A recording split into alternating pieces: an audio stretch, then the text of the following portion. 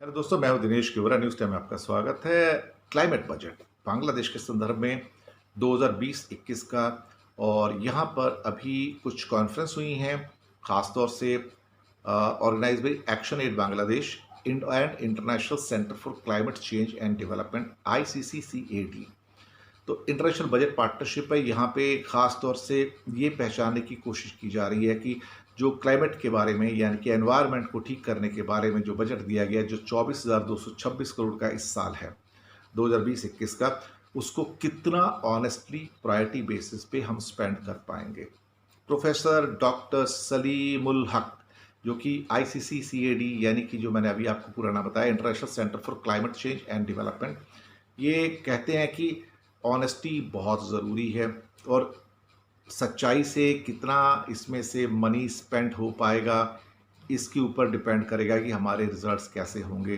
क्योंकि मनी तो एलोकेट हो गया 24,000 करोड़, लेकिन कितना उसमें से मनी इन रियल टर्म्स जिस काम के लिए जा रहा है वहाँ तक पहुँचेगा, क्योंकि करप्शन बांग्लादेश में भी बहुत ज़्यादा है।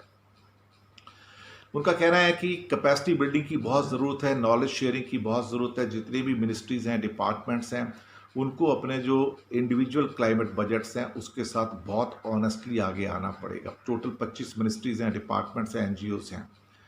एंड उनका ये भी कहना था कि अभी हमें नहीं पता कि कोविड-19 का कितना असर होगा हमारा, और कैसे हम नॉलेज बिल्डिंग कर पाएंगे। एक दो तीन इशू और भी इसमें उठाए गए हैं कि ख़ास तौर से जो अभी जो डिस्कार्डेड PPE किट्स हैं, जिनको यूज़ तो कर लिया गया डॉक्टर्स के द्वारा, उनको डिस्कार्ड कहाँ करना है, उनको कहाँ सेफली बरी करना है ज़मीन के अंदर, ताकि कोरोना वायरस ना फैले। और दूसरी बात, इसके अंदर एक ख़ास तौर से सोशल इश्यूज़ भी उठाए गए हैं इस कॉन्फ्रेंस में, जिसमें कि डोमेस्टिक वायलेंस से वुमेन को कैसे प्रोटेक्ट किया जा सकता है, जो कि पेंडेमिक शुरू होने के बाद, कोरोना शुरू होने के बाद डोमेस्टिक वायलेंस बढ़ गई है। तीसरा इशू उसमें उठाया गया है कि बहुत सारे फ्लड्स आ रहे हैं और साइक्लोन्स आ रहे हैं, उसमें डैम्स डैमेज हो रहे हैं, उनको कैसे बचाया जाए और उनको कैसे ठीक किया जाए। अब ये बहुत सारे इशू हैं, और यहाँ पे एक खास जो एक व्यू पॉइंट निकल के आया है कि जिस एरिया के अंदर जो प्रोजेक्ट्स जो हैं वो क्लाइमेट के द्वारा हैम्पर्ड हुए हैं या इफ़ेक्टेड हुए हैं, तो वहाँ के जो लोकल रहने वाले लोग हैं उनसे कंसल्ट किया जाए कि ऐसा क्या करें कि ये प्रोजेक्ट ठीक हो जाए। वही सही एडवाइस दे सकते हैं। तो कहीं ना कहीं मकसद क्या है कि लोगों तक राइट हेल्थ पहुँचे, राइट फूड पहुँचे, सिक्योरिटी पहुँचे, हैबिटेट अच्छा हो, लाइवलीहुड अच्छी हो। और ये सभी तब हो सकता है जब आपका जो मनी एलोकेटेड है 24,000 करोड़ टका, ये ऑनेस्टली स्पेंड हो। अगर बीच में से फिर उसको मनी को साइफन आउट करना है करप्शन में, तो फिर तो टारगेट तक पहुंचना बड़ा मुश्किल हो जाएगा वहां पर।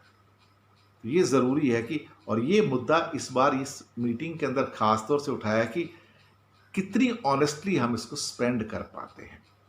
अब ये बहुत बड़ा चैलेंज होगा, ख़ास तौर से साउथ एशिया के सारे कंट्री जो कि सुपर करप्ट हैं, अब वहाँ पे ऑनेस्टली मनी स्पेंड हो जाए, ये चमत्कार है। अपनी फीडबैक दीजिएगा, सब्सक्राइब ज़रूर कीजिएगा, और बताते रहिएगा आपको हमारे प्रोग्राम्स कैसे लग रहे हैं। शुक्रिया आपका।